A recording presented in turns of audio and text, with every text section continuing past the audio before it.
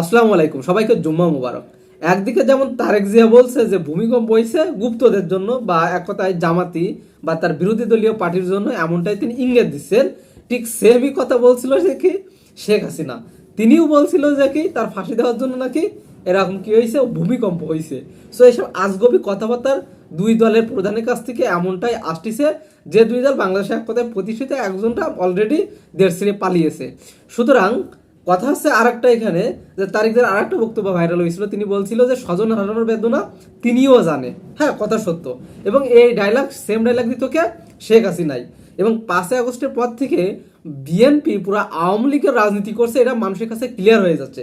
কিন্তু তারেক জিয়ার কাছে যে মানুষ নতুন কিছু চাইছিল, নতুন কোনো ধারাবাহিকতা চাইছিল, বা বিএনপি যে পুরনো রাজনীতি চাইছিল, বা বিএনপি যে বাংলাদেশপন্থী রাজনীতি করে সেইটাই চাইছিল, বা বিএনপি যে অ্যাকচুয়ালি অর্গানিক বা রুট রাজনীতি যেটা, সেটাই চাইছিল।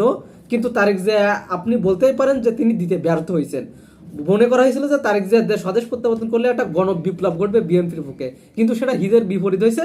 কারণ তারেক জিয়ার ভুল রাজনীতি প্রয়োগ করার কারণে তিনি এসে বলছে I have a plant, we have a plant. So তাতে প্ল্যানটাকে তিনি এখনো বলি নাই। তিনি দেখাচ্ছে খালি ফ্যামিলি কার্ড, কৃষি কার্ড, এইসব দেখাচ্ছে। কিন্তু এই ফ্যামিলি কার্ড, কৃষি কার্ড কেন দেবে? এবং এর যে ইনকাম সোর্সটা দেশের জন্য, দেশ অলরেডি ঋণে জর্জরিত। এবং এই জর্জরিত থাকার কারণে যদি এরকম ফ্যামিলি কার্ড, এরকম অপরিকল্পিত বাজেট করা হয়, তাহলে এই দেশ আরও ঋণে ডুবে যাবে। এবং শুধু তাই না, এখানে দুর্নীতিও বাড়বে। এবং দুর্নীতি খুব পদে পদে হবে। যেখানে বিধবা কার্ড করতে গেলে 2000 টাকার বিধবা কার্ডের জন্য 1000 টাকা ঘুষ দেওয়া লাগে, সেখানে ফ্যামিলি কার্ডে 2500 টাকা এরকম। তাহলে সেখানে কি পরিমাণে দুর্নীতি হবে? এবং 5 আগস্টের পরবর্তী সময়ে পুরা দেশের মানুষ দেখছে যে বাংলাদেশের রাজনৈতিক পরিবেশ মণ্ডলী।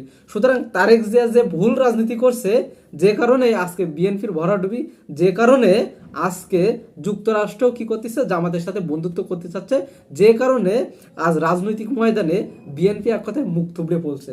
সুতরাং বিএনপি যদি আওয়ামী রাজনীতি করতে যায়, তাহলে অবশ্যই তারা ধরা পাবে। কারণ যার রাজনীতি সেই করে সফল, কেউ অন্য কারো রাজনীতি কপি করে কখনো সফল হওয়া সম্ভব না। সো বিএনপির হয়তো সামনে বেশি সময় নেই। এখনো যদি তারা না থাকে, তারা যদি আওয়ামী রাজনীতি এখনো পর্যন্ত করে, তাহলে ধরা খাবে, এটা নিশ্চিত থাকেন।